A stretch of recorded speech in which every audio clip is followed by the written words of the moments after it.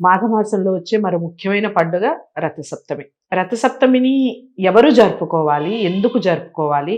దానికి ఉన్నటువంటి ప్రత్యేకత ఏమిటి? రథసప్తమికి మామూలుగా మనకి సంక్రాంతి టైంలో కూడా కనుమ రోజున రథం ముగ్గు వేస్తాం. రథం ముగ్గు వేస్తారు.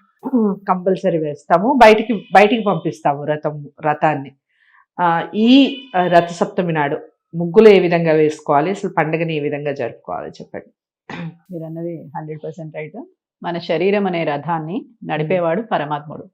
కాబట్టి కనుమ రోజున వేసే ముగ్గుని పరమాత్ముడు మన శరీరం యొక్క రథాన్ని చక్కగా నడపాలి, చుట్టుపక్కల వాళ్ళతోటి భోగభాగ్యాలు అనుభవించాలి అని చెప్పి ఈ రథం యొక్క తాడిని తీసుకెళ్లి వాళ్ళ ఇంటి దగ్గర ఉన్న ముగ్గు కలుపుతారు. అవును. అలా వాళ్ళు ఇంకో చోట కలుపుతారు. అవును. అలా అంటే ఇంటి చుట్టుపక్కల వాళ్ళతోటి సమైక్యత ఉండాలి అని. కానీ రథసప్తమి రోజున మాత్రం సూర్యుడు ఉత్తరాయణంలో ప్రవేశించిన కాలం కాబట్టి ఆల్రెడీ ఉత్తరాయణంలో వచ్చేసాం మనం సంక్రాంతి నుంచి. మాఘమాసము అనేసరికి ఏంటి అని అంటే కనుక మాఘమాసం నుంచి మనకి ముహూర్తాలు కూడా మొదలయ్యే మాసం. అన్ని రకాల ఉపనయన ముహూర్తాలు కానీ, ప్రతిష్టా ముహూర్తాలు కానీ, లేకపోతే దేవాలయ శంకుస్థాపన ముహూర్తాలు, ప్లస్ మనిషికి సంబంధించిన కళ్యాణ ముహూర్తాలు కూడా అన్నీ జరిగే మాసం.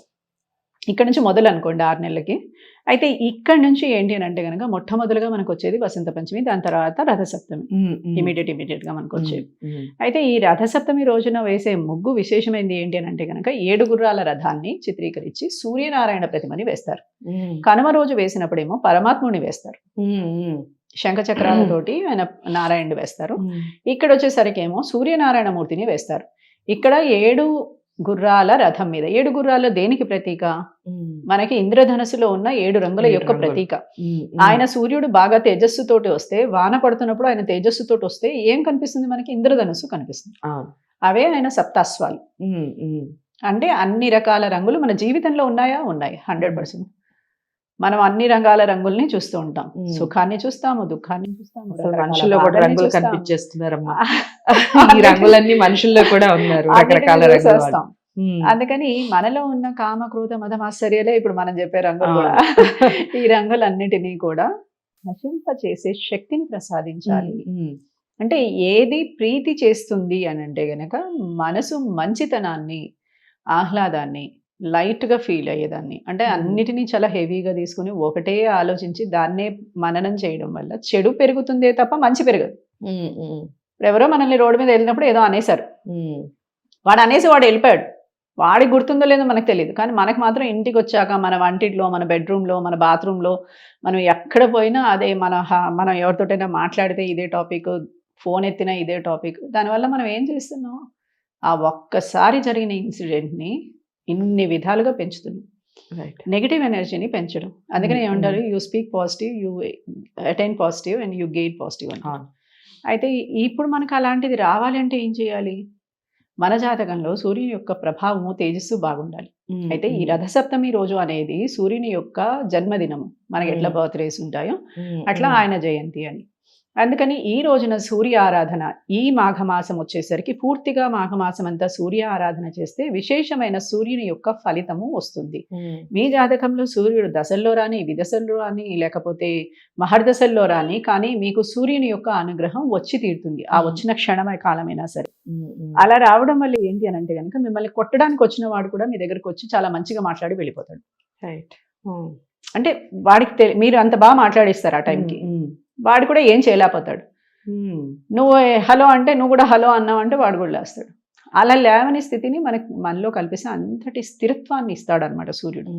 అందుకని రథసప్తమి రోజున గనక సూర్య ఆరాధన చేసి ఆయనకి పొంగలిని నివేదన చేస్తారు. ధనుర్మాసం మొత్తం నారాయణకి పొంగల్ నివేదన చేస్తారు. సంక్రాంతికి కూడా మనం పొంగల్ నివేదన చేస్తాం. ఇక్కడ కూడా పొంగల్ని నివేదన చేస్తారు. అయితే ఇది పొంగల్ని ఎట్లా నివేదన చేస్తారు? చిక్కుడుకాయలతోటి వెదురు పుల్లల్ని చిక్కుడుకాయలు గుచ్చేసేసి రథంలాగా తయారు చేసి చిక్కుడాకులో వేడి వేడి పొంగలు వేసి సూర్యుడి దగ్గర పెట్టి సూర్యుడికి నివేదన చేస్తారు. ఆ రసాయనము ఇది కలిసి ఒక విధమైన ఆరోగ్యవంతమైన శరీరాన్ని ఇస్తుంది. మీరు విడిగా వెళ్ళి చిక్కుడుకాయలు ఆకులు తినమంటే మనం తినలేం, ఆ పసరు మనకి నచ్చదు. అందుకని దీన్ని ఏం చేశారు? వేడివేడిగా ఉన్నదాన్ని దాంట్లో వేయడం వల్ల ఆ పసరు మనకి ఆహారాన్ని, ఆరోగ్యాన్ని ఇస్తుంది. కాబట్టి ఈ ఆరోగ్యవంతమైన శరీరం మనకు అవసరము. ఇప్పుడు ఈ చలికాలంలో చాలా అవసరము. చలి నుంచి వేడికి వెళ్ళే సమయం అది. అక్కడ నుంచి మనం నెమ్మదిగా ఎండాకాలానికి వెళ్తూ ఉంటాం. అంటే వాతావరణంలో అనేక మార్పులు, వెంటనే మన శరీరం దాన్ని జీర్ణించుకోలేని స్థితి. అందుకని చిక్కుడుకాయలతోటి ఈయనకి ఆరాధన చేయడం, ఆ రోజు రేగిపళ్ళని నివేదన చేయడం, అలాగే 7 జిల్లేడాకులు తల మీద పెట్టుకుని తలస్నానం చేయడం. 7 జిల్లేడాకులు దొరకలేదు ఎలాగా అంటే గనక అర్కపత్రాలు అంటే రేగిపళ్ళ పత్రాలని తీసుకొని 7 ఆకుల్ని తల మీద పెట్టుకొని స్నానం చేయడం చేసి తిలలతోటి నూనెని దీపం పెట్టి నదిలో దిగుతూ అలా తల మీద పెట్టుకుని వెళ్ళాలి. ఓకే. అలా వెళ్ళి నదిలో మునిగి ఆ దీపాన్ని పక్కకని మనం లేవాలి, దీపం ఒలికిపోకుండా.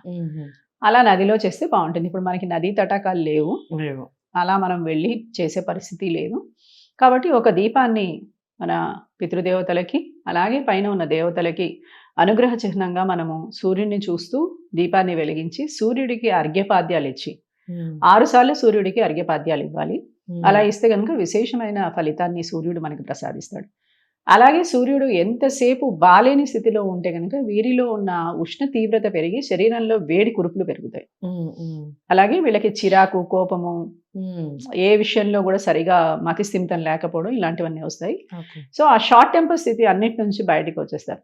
ఎవరి పిల్లలైతే బాగా ఉత్తేజంతో ఉండాలనుకుంటున్నారో, పైకి రావాలనుకుంటున్నారో, పుత్రులు లేనివారు ఈ వ్రతాన్ని చేస్తే, ఏకాదశి వ్రతము అలాగే సప్తమి వ్రతము ఇలాగ ఉంటుంది. మనకి భవిష్యోత్తర పురాణంలో ఏం చెప్తారు అని అంటే గనక, ఒకవేళ గనక రథసప్తమి వ్రతాన్ని గనక ఎవరైనా పుత్రులను కావించి చేస్తే సూర్యుడే తనకు పుత్రుడుగా పుట్టే అవకాశం ఉంటుంది. అందుకని సూర్యుని యొక్క అనుగ్రహంతో పుత్రులు పుడతారు. పుత్రులు ఉన్న వాళ్ళైతే కనుక పుత్ర అభివృద్ధికి, పుత్రిక అభివృద్ధికి ఈ వ్రతాన్ని చేస్తే చాలా విశేషము అని చెప్తారు. రైట్. చాలా అంటే చాలా చక్కగా వివరించారు రథసప్తమికి సంబంధించి. ఇక మనం రథసప్తమి నాడున ఇన్ని కార్యక్రమాలు చేయాలి అన్న విషయం ఎంతమందికి తెలుసు? ఈ విషయాలన్నీ కామెంట్ బాక్స్లో తెలియజేయండి. అంతేకాకుండా రథసప్తమి రోజున అమ్మ చెప్పినట్టు తూచా తప్పకుండా ఇవన్నీ నియమాలు పాటించండి. డౌట్స్ ఏమన్నా ఉంటే మనకి కలవాలి అనుకుంటే స్క్రీన్ మీద కనపడే నెంబర్కి కాల్ చేయొచ్చు. వీడియోని లైక్ చేసి షేర్ చేయండి. మరిన్ని విశేషాలు, చాలా ముఖ్యమైన కార్యక్రమాల్లో మళ్ళీ కలిసే ప్రయత్నం చేద్దాం. ఇక నుంచి రెగ్యులర్గా కలవాలని అనుకుంటున్నాం. తను టైం ఇస్తారని చెప్పారు. సో ఇక నుంచి రెగ్యులర్గా అమ్మ మన ఛానల్లో కనిపిస్తూ ఉంటుంది. మీకు ఎటువంటి డౌట్స్ ఉన్నా చక్కగా కామెంట్ బాక్స్లో తెలియచేయచ్చు. కింద కనపడే నెంబర్కి కూడా కాల్ చేయొచ్చు అపాయింట్మెంట్స్ కోసం. నమస్తే.